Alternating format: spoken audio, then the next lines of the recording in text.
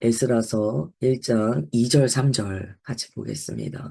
제가 봉독하겠습니다. 바사왕 고레스는 말하노니 하늘의 하나님 여호와께서 세상 모든 나라를 내게 주셨고 나에게 명령하사 유다 예루살렘의 성전을 건축하라 하셨나니 이스라엘의 하나님은 참 신이시라. 그 중에 그의 백성된 자는 다 유다 예루살렘으로 올라가서 이스라엘의 하나님 여호와의 성전을 건축하라. 그는 예루살렘에 계신 하나님이시라. 아멘. 지금 읽은 2절과 3절이 고레스 칙령의 내용입니다. 고레스 칙령이 뭐지? 내용이 뭐지? 지금 여기 기록된 것이 고레스 칙령의 내용이었어요. 굉장히 분명한 메시지를 가지고 있습니다. 성전 건축이에요. 귀환을 시키는데 그 귀환의 목적을 이야기합니다. 그냥 집으로 돌아가라 이 얘기가 아니었어요. 고향으로 돌아가 거기서 그냥 안정된 삶을 꾸리고 살아라 이게 아니고요. 돌아가라 가서 성전을 건축하라. 이게 이제 고레스 칙령이 갖는 의미입니다. 그냥 해방이 아닙니다. 분명한 목적이 있는 해방이었어요. 왜 성전을 건축해야 될까요? 성전은요, 그냥 건물을 이야기하는 게 아니에요. 이스라엘 사람들에게 가지고 있는 성전의 의미를 고레스도 압니다. 성전은요, 하나님께서 임재하시는 곳이에요. 또한 하나님의 백성이 하나님의 임재를 경험하면서 하나님께 예배드리는 자리예요. 지금 이 고레스 칙령에서 나타난 하나님의 말씀이 무엇이겠습니까? 이스라엘이 바벨론 포로가 되었던 것은 힘이 약하거나 뭐 군사력이 부족하거나 군사적인 어떤 정보가 없어서가 아니에요. 지금 말씀에 따른다면 이스라엘 백성이 바벨론 포로가 되어 삶이 무너진 모든 이유는 그들의 삶의 예배가 무너졌기 때문이라는 거예요. 이스라엘로 부름 받았지만 우상 숭배하고 그들의 영혼이 황폐해졌었기 때문에 마음의 예배가 무너지자 삶이 무너지고 나라가 무너졌다는 거예요. 고레스 칙령은 그리스도인의 삶의 회복은 예배로부터 시작되어야 한다는 것을 가르쳐 줍니다. 고레스가 이런 얘기를 해요. 이스라엘의 하나님은 참 신이시라. 3절에 이렇게 선언합니다. 고레스가 이걸 알았다는 거예요. 이스라엘의 하나님만이 참 신이라는 걸 알았다는 거예요. 다른 나라도 각자 신이라고 섬기는 것을 제국의 왕은 압니다. 그런데 보니까 이스라엘의 하나님만이 참 신이시더라는 거예요. 이게 고레스의 완전한 신앙 고백이다라고 볼 수는 없습니다. 그러나 고레스 칙령에 나타난 이 내용은요, 하나님께서 그를 통하여 무슨 말씀을 하고 계시는가가 드러나요. 그러니까 고레스는 하나님의 스피커의 역할을 했습니다. 하나님은 고레스를 통하여 중요한 진리를 나타내셨어요. 이스라엘 백성이 왜 이렇게 황폐해졌는가에 대한 이유를 가르쳐 주시고, 또한 그들이 다시 이스라엘에 돌아갔을 때 무엇을 해야 하는가도 가르쳐 주셨습니다. 참 하나님께 예배하기 위함이었어요. 출애굽할 때 보면 이스라엘이 애굽의 노예로부터 풀려날 때도요. 하나님께서는 모세의 입술을 통하여 정확히 이유를 말씀하십니다. 광야로 나아가 하나님께 제사 드려야 한다는 거였어요. 예배 회복이었습니다. 억눌린 것으로부터 해방되는 목적은요. 하나님께 예배 드리기 위함이었어요. 왜 이렇게 표현하십니까? 그냥 해방해 주신다고 하면 안 됩니까? 삶을 회복시켜 주신다고 하면 안 됩니까? 왜 예배 드리라고 그게 목적이라고 말씀하십니까? 하나님 왜 그러십니까? 여러분 이런 질문이 나올 수 있어요. 여러분 주님께서 왜 이렇게 말씀하시냐면 이게 사람이 창조된 목적이기 때문이에요. 모든 것에는요 시작이 있습니다. 첫 단추가 있어요. 회복에도 첫 단추가 있습니다. 여러분 막 다른 것에서 우리가 찾을 때가 있어요. 나의 회복의 시작은 어딜까? 내 삶에는 지금 뭐가 결핍됐어. 그게 생겨야 돼. 여러분 많은 기도 제목들이 있어요. 저는 이런 문제가 있습니다. 이게 해결되어야 됩니다. 저는 지금 직장이 없습니다. 직장이 해결되어야 됩니다. 저는 지금 집에 문제가 있습니다. 집이 해결되어야 됩니다. 그런 여러 가지 우리의 삶의 문제들의 내용이 있어요. 그렇잖아요. 그런데 오늘 말씀에 따른다면 어떠한 삶의 문제도요. 첫 단추는 예배라는 거예요. 이게 우리의 마음이 부드러울 때는요. 아멘이 됩니다. 맞습니다, 주님. 저의 삶의 문제는 지금 통장이 텅텅 비어서가 아닙니다. 저의 삶의 문제는 지금 사람의 관계가 아닙니다. 맞습니다, 주님. 예배가 첫 단추입니다. 내 마음이 부드러울 때는 돼요. 그런데 우리 마음이요, 딱딱할 때가 있어요. 그럴 때는 이 말이 받아지지가 않습니다. 이거는 우리가 경험하는 거예요. 저도 경험하는 거예요. 제 삶에 어떤 문제가 있을 때 그게 너무 내게 급박해요. 이 문제가 해결돼야 돼요. 그런데 이런 말씀을 딱 대하면 뭐야, 하나님은 내 문제에 관심 없으셔. 이런 생각으로 흘러갈 수가 있어요. 주님께서는 이스라엘 백성의 회복의 첫 단추가 분명히 예배라고 말씀하세요. 여러분, 성전 건축이 목적이다라고 볼 수 있는데요. 왜 성전을 건축합니까? 예배를 위해서예요. 그 지금 에스라서는요, 성전을 건축해. 니네 가지고 있는 거 다 가져와. 성전 건축해. 그렇게 받으면 조금 오해가 될 수 있어요. 예배예요, 예배.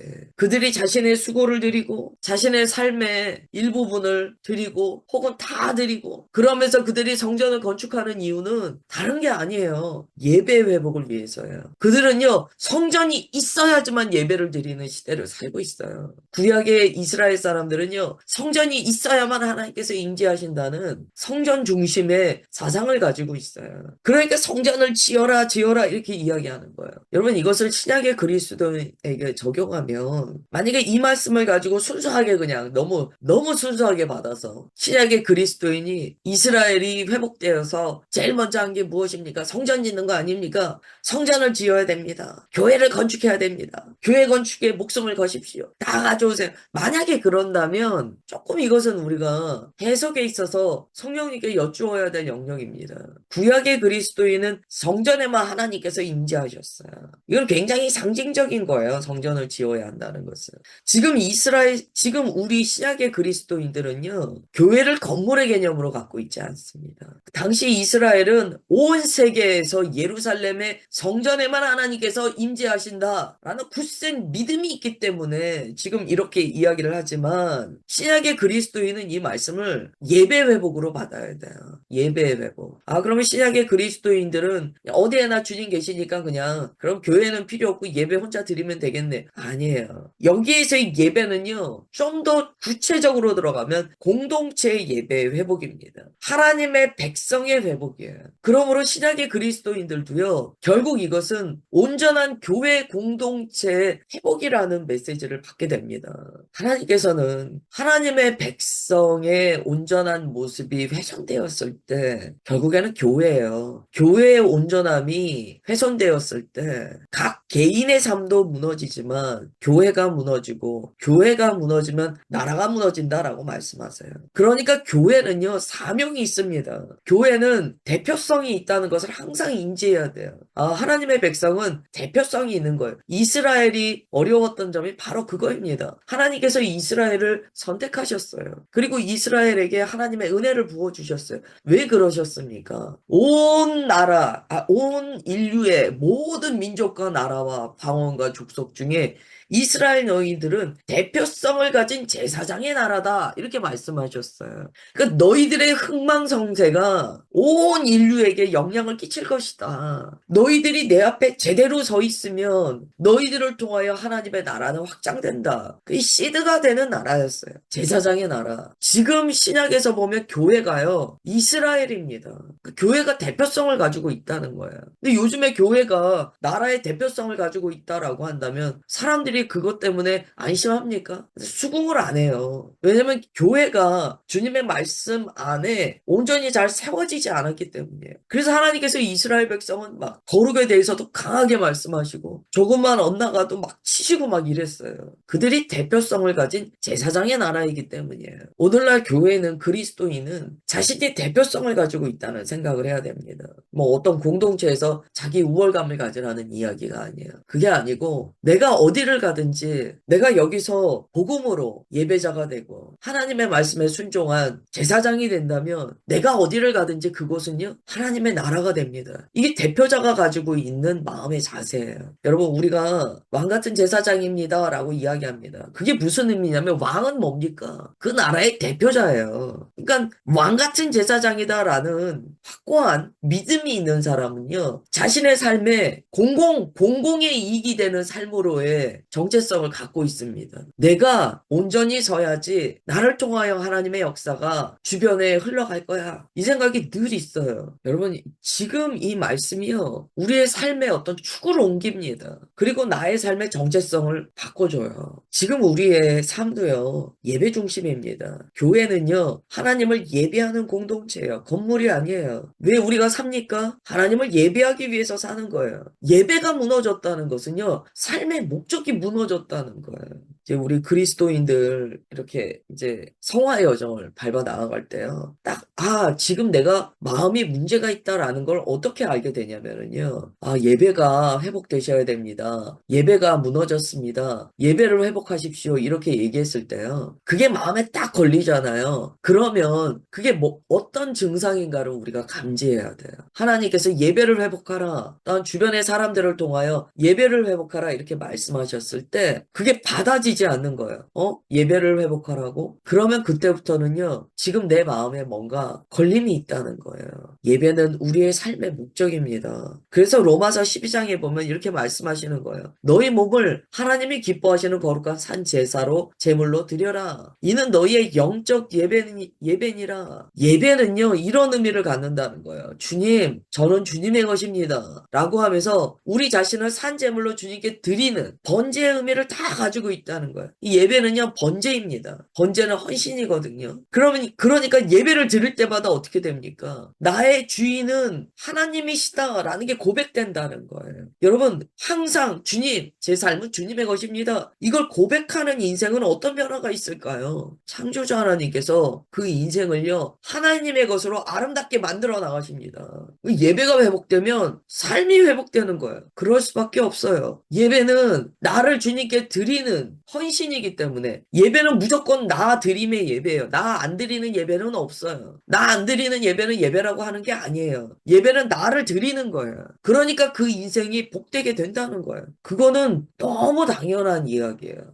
삶에 문제가 있다. 내 삶에 뭔가 엉켜있다. 내 삶의 결핍으로 나는 힘들다. 여러분, 내 삶에 문제가 있어서 저는 예배를 못 드립니다. 그거는요, 벌써 그 사람의 내면이 무너져 있다는 거예요. 그 정도 무너지기 전에 뭐가 오냐면은요, 내 삶에 문제가 있잖아요. 아직 그 정도까지는 안 갔어요. 내 삶에 문제가 있잖아요. 그러면 정말 예배자는요, 이렇게 이야기를 해요. 제 삶에 문제가 왔습니다, 주님. 그래서 저는 너 주님께 예배 드립니다. 이거는 사고 방식이 다르다는 거예요. 가치관이 다르다는 거예요.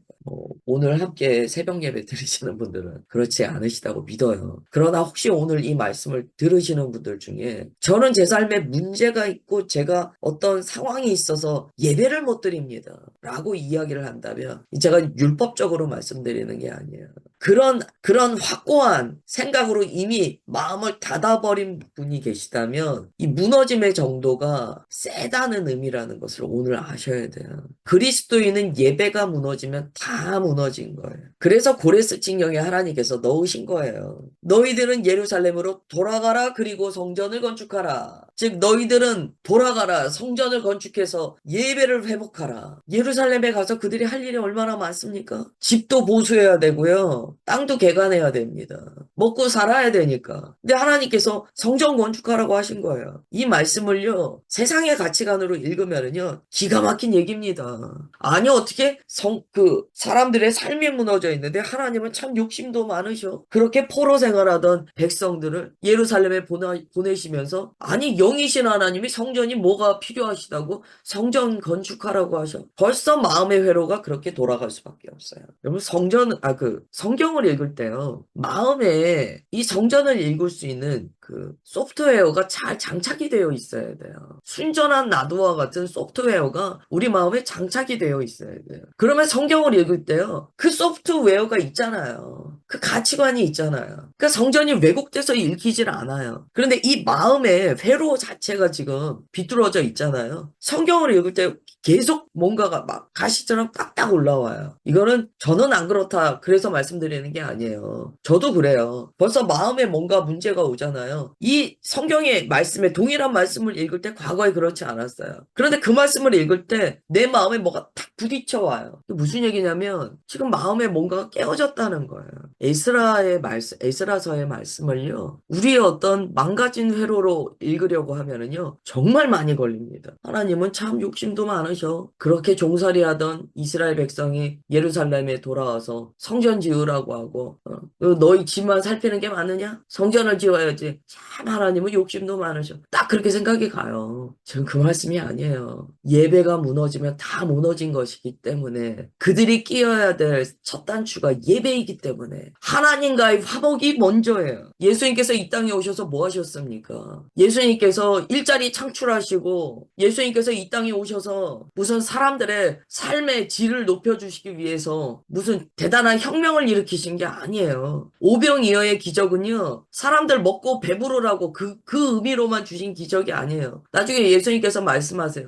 너희들이 나를 따라오는 이유는, 나를 찾는 이유는 먹고 배부른 까닭이다. 너희들은 영의 말씀을 주어도 육으로만 받는구나. 맞습니다. 지금 이 말씀이 동일한 거예요. 성전을 건축하라는 것은요, 육신으로 받으면 이상한 내용이에요. 그러나 하나님의 마음으로 읽으면 하나님과의 관계 회복이 모든 것의 첫 단추이기 때문에 가장 이게 급하다는 거예요.